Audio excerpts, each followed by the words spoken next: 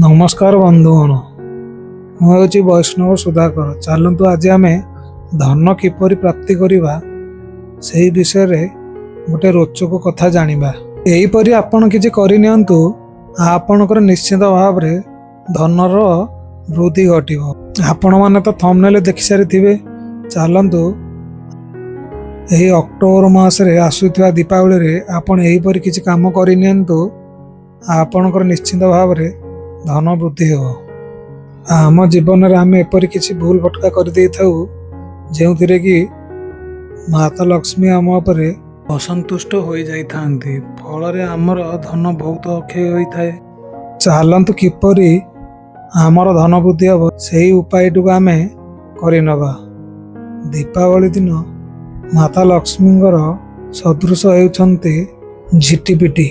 झिटिपिटी होती लक्ष्मी का सदृश।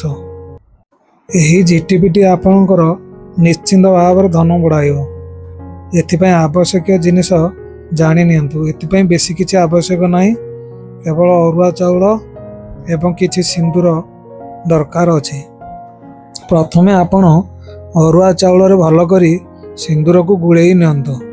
दीपावली दिन जेउठारे भी आपण झिटिपिटी को देखुछंती से अरुआ चाउल सिंदूर को भल भाव मिसई पूर्वर रखिथिबे।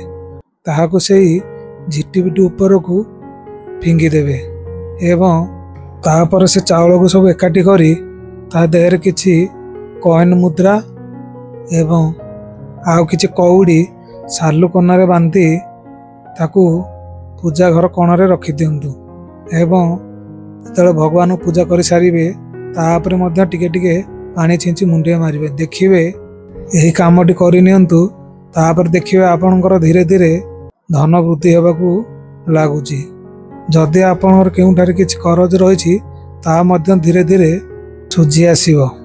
जदि एहीपरि भल भल वीडियो आपण माने देखिबाकू चाहुचंती ताहले हमर ए चैनल को आपण माने निश्चित भाव में सब्सक्राइब कर दियंतु।